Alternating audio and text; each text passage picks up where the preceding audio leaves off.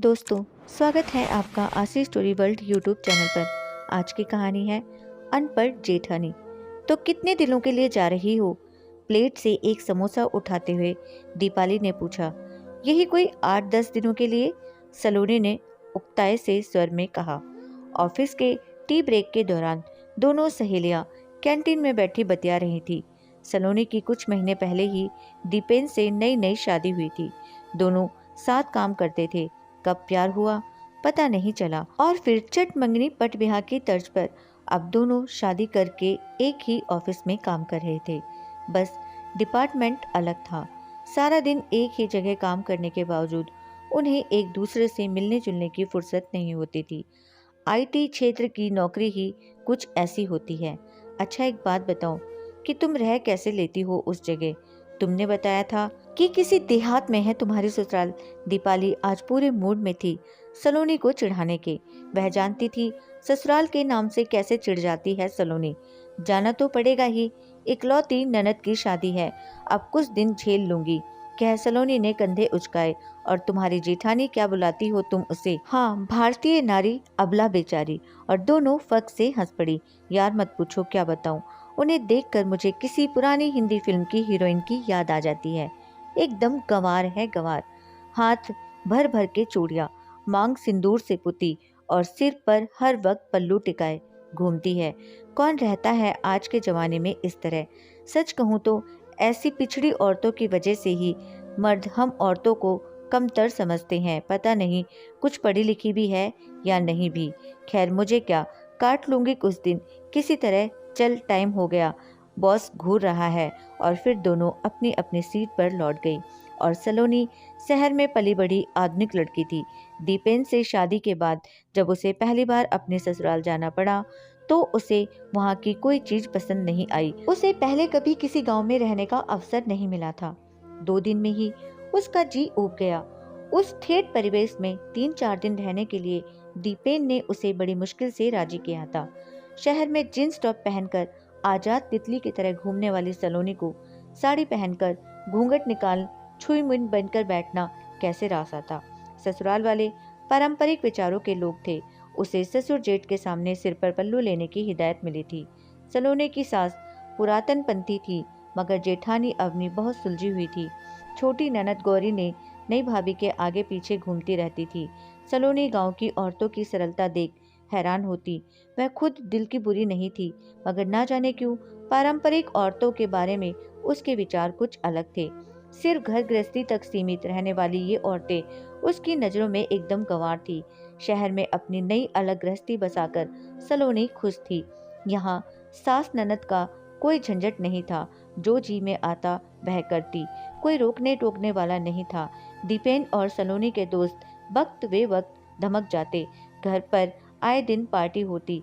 दिन मौज मस्ती में गुजर रहे थे। कुछ दिन पहले ही दीपेन की छोटी बहन गौरी की शादी तय हुई थी। शादी का अवसर था। घर में मेहमानों की भीड़ जुटी थी। गर्मी का मौसम, उस पर बिजली का कोई ठिकाना नहीं होता था।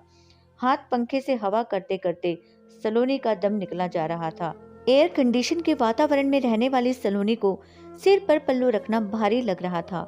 गांव के इन पुराने रीति रिवाजों से उसे कोफ्त होने लगी। एकांत में मिलते ही सलोनी का गुस्सा फूट पड़ा। कहाँ ले आए तुम मुझे दीपेन? मुझसे नहीं रहा जाता ऐसी बीहड़ जगह में। ऊपर से सिर पर हर वक्त यहाँ पल्लू रखो। इससे तो अच्छा होता मैं यहाँ आती ही नहीं। धीरे बोलो सलोनी, यार कुछ दिन एडजस्ट कर लो प्लीज। गौरी की शादी के दूसरे दिन ही हम चले जाएंगे। दीपेन ने उसे आश्वस्त करने की कोशिश की। सलोनी ने बुरा सा मुंह बनाया। बस किसी तरह शादी निपट जाए तो उसकी जान छूटे। घर रिश्तेदारों से भरा था। इतने लोगों की जिम्मेदारी घर की बहुओं पर थी। सलोनी को रसोई के कामों का कोई तजुर्बा नहीं था। घर के काम करना उसे हमेशा से झंझट लगता था। अपने मायके में भी उसने कभी माँ का हाथ नहीं बटाया था। ऐसे में ससुराल में जब उसे कोई काम सौंपा जाता तो उसके पसीने छूट जाते।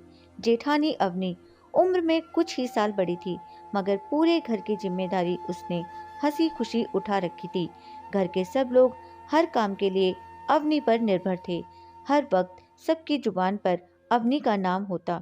सलोनी भी उस घर की बहू थी, मगर उसका वजूद अवनी के सामने जैसे था ही नहीं। और सलोनी भी यह बात जल्दी समझ गई थी। घर के लोगों में अवनी के प्रति प्यार दुलार देखकर सलोनी के मन में जलन की भावना आने लगी कि आखिर वह भी तो उस घर की बहू है, तो फिर सब अवनी को इतना क्यों मानते। भाभी, मेरी शर्ट का बटन टूट गया, जरा टाक दो।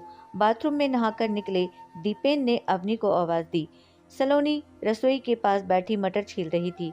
वह तुरंत दीपेन के पास आई, बोली, यह क्या, इतनी छोटी सी बात के लिए तुम अवनी भाभी को बुला रहे हो? मुझसे भी तो कह सकते थे। और फिर उसने दीपेन को गुस्से से घूरा। मुझे लगा तुम्हें ये सब नहीं आता होगा। सलोनी को गुस्से में देख दीपेन सक पका गया। तुम क्या मुझे बिल्कुल अनाड़ी समझते हो? कह के हाथ में से शर्ट लेकर सलोनी ने बटन टाक दिया। धीरे धीरे सलोनी को समझ आने लगा कि कैसे अवनी सबकी चहेती बनी हुई है। सुबह सबसे पहले उठकर नहा धोकर चौके में जा कर चाय नाश्ता बनाकर सबको खिलाना। बूढ़े ससुर जी को शुगर की समस्या है। अवनी उनकी दवा और खान पान का पूरा ध्यान रखती। सासू माँ भी अवनी से खुश रहती। उस पर पति और 2 बच्चे, छोटे बच्चों की देखभाल की जिम्मेदारी निभाते हुए भी मजाल है कि बड़ों के सामने पल्लू सर से खिसक जाए। सुबह से शाम तक एक पैर पर नाचती अवनी सबकी जरूरतों का ख्याल बड़े प्यार से रखती। घर आए रिश्तेदार भी अवनी को ही तरजीह देते। सलोनी जैसे एक मेहमान की तरह उस घर में थी। अवनी का हर वक्त मुस्कुराते रहना सलोनी को दिखावा लगता। वह मन ही मन कुड़ने लगी थी। अवनी से घर में अपनी मौजूदगी दर्ज कराने के लिए अब सलोनी हर काम में घुस जाती थी, चाहे वह काम उसे आता हो या नहीं, और इस चक्कर में वो गड़बड़ कर बैठती थी, जिससे उसका मूड और बिगड़ जाता। ठीक है, मुझे क्या, यह चूल्हा चौका इन गंवार औरतों को ही शोभा देता है। कभी कॉलेज की शक्ल भी नहीं देखी होगी। शायद 2 पैसे कमा कर दिखाएं, तब पता चले। सलोनी मन ही मन खुद को तसल्ली देती। उसे अपनी काबिलियत पर गुमान था। सलोनी के हाथ से अचार का बर्तन गिरकर टूट गया। रसोई की तरफ आ रही अवनी फिसल कर गिर पड़ी और उसके पैर में मोच आ गई। घर वाले दौड़े चले आए। अवनी को चारपाई पर लिटा दिया गया। सब उसकी तीमारदारी में जुट गए। उसे आराम करने की सलाह दी गई। उसके बैठ जाने से सारे काम बेतरतीब होने लगे। बड़ी बुआ ने सलोनी को रसोई में काम में लगा दिया। सलोनी इस मामले में कोरा खड़ा थी। खाने में कोई न कोई कमी रह जाती, सब नुक्स निकाल कर खाते। अवनी सलोनी की स्थिति समझती थी। वह पूरी कोशिश करती उसे हर काम सिखाने की, पर अभ्यास न होने से जिन कामों में अवनी माहिर थी उन्हें करने में सलोनी घंटों लगा देती। मछली बुआ ने मीठे में फिरनी खाने की फरमाइश की तो सलोनी को फिरनी पकाने का हुक्म मिला। उसके पास इतना धैर्य कहाँ था कि खड़े खड़े कलछी घुमाती। तेज आंच में पकती फिरनी पूरी तरह जल गई। अरे, कुछ आता भी है क्या तुम्हें? पहले कभी घर का काम नहीं किया क्या? सारे रिश्तेदारों के सामने मछली बुआ ने सलोनी को अड़े हाथों लिया। मारे शर्म के सलोनी का मुंह लाल हो गया। उसे सच में नहीं आता था तो इसमें उसका क्या दोष था? बुआ जी, सलोनी ने ये सब पहले कभी नहीं किया है। पहले वैसे भी यह नौकरी करती है, समय ही कहाँ मिलता है ये सब सीखने का। इसे आपके लिए फिरनी मैं फिर कभी बना दूंगी। अवनी ने सलोनी का रुआसा चेहरा देखा तो उसका मन पसीज गया। ननद गौरी की शादी धूमधाम से निपट गई। रिश्तेदार भी एक एक करके चले गए। अब सिर्फ घर के लोग रह गए थे। अवनी के मधुर व्यवहार के कारण सलोनी उससे घुल मिल गई थी। अवनी उसके हर काम में मदद करती। 2 दिन बाद उन्हें लौटना था। दीपेन ने ट्रेन के टिकट बुक करा दिए थे। एक दिन दोपहर में सलोनी पुराना एल्बम देख रही थी। एक फोटो में अवनी सिर पर काली टोपी लगाए काला चोंगा पहने थी।